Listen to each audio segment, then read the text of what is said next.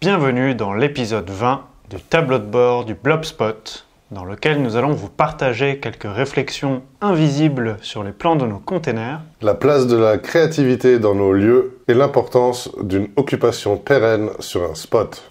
Mais d'abord, nous sommes Dom et Marc et nous construisons un lieu résilient, immersif et modulaire avec 10 containers maritimes. nous t'embarquons dans notre aventure pour en apprendre plus sur des modes de vie et de travail plus durables. Alors abonne-toi et réagis quand ça te parle. Dans l'épisode précédent, nous vous avons présenté l'avancée de nos plans des containers.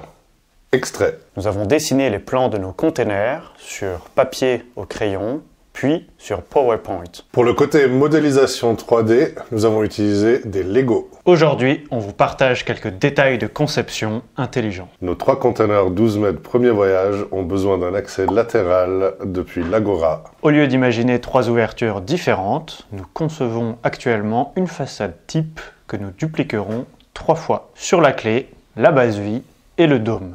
En résumé, nous découperons la tôle sur toute la hauteur du container, renforcerons l'ouverture avec 2 carrés de métal soudés verticalement. En rajoutant un carré horizontal, nous pourrons installer un élément transparent ou translucide au-dessus de la porte à 2 battants. Dans la même veine, les 3 containers recevront du liège projeté en guise d'isolation. Cette application expérimentale nous permettra de mutualiser une grande commande de liège et d'améliorer le processus de projection. Enfin, plusieurs meubles et aménagements seront réalisés à partir d'échafaudages galvanisés. En plus d'offrir une modularité et robustesse importantes, ce gisement nous permet de limiter le nombre de trous dans les containers. Car celui-ci est simplement vissé dans le sol et dans le carré en métal structurel du container. Ce détail apporte une rigidité accrue pour ces aménagements nécessaires pour le déplacement des containers. En parlant de détails, la conception du Blobspot est comparable à un travail artistique. Nous dessinons progressivement le lieu dans lequel nous allons travailler et vivre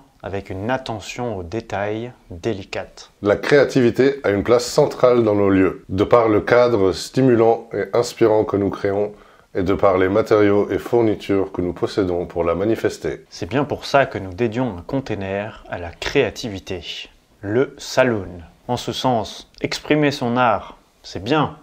Permettre aux autres de stimuler leur esprit créatif, c'est encore mieux. C'est pour ça que nous proposons des ateliers alliant réemploi de matériaux et art plastique. Notre animation la plus populaire est bien celle de réutiliser des anciennes vitres de Peugeot 205 comme support pour créer des œuvres uniques. Sous forme individuelle ou en équipe, avec ou sans base de dessin, cet atelier réunit la liberté d'expression à la découverte des peintures sur verre. Vous pouvez faire l'expérience de cette activité sous forme de team building en entreprise ou entre copains. Si telle est votre envie, contactez-nous sur forecube.com.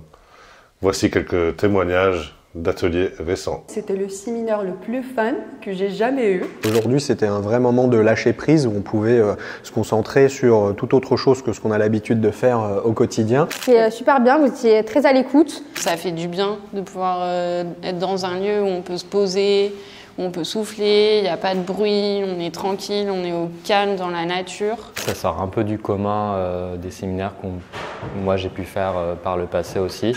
J'étais très contente de découvrir le fort parce que c'est la première fois que je venais ici. Les 4 heures sont passées super vite. Enfin, j'ai pas vu l'après-midi passer. On va tous garder un beau souvenir de cette journée. Nos 10 ans au Fort d'Aubervilliers nous ont confirmé l'importance de la pérennité dans l'évolution d'un spot. Les lieux exceptionnels demandent du temps pour se construire. Et à l'inverse d'une œuvre d'art, un lieu évolue toute sa vie. À notre arrivée dans les casemates, nous avions une visibilité de 6 mois sur notre occupation, à peine le temps de nettoyer les espaces des déchets qui les encombraient. Nos contrats ont toujours été renouvelés à des courtes durées.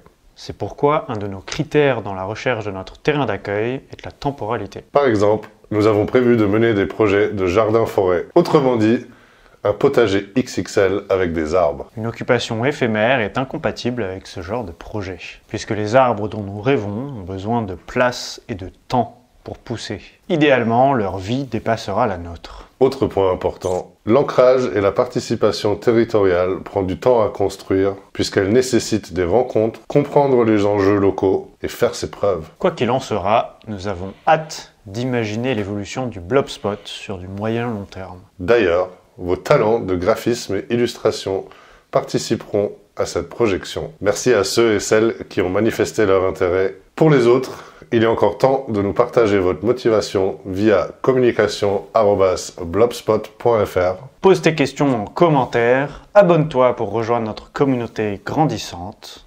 Et d'ici lundi prochain pour le nouvel épisode. Belle semaine! On est bon. On est bon.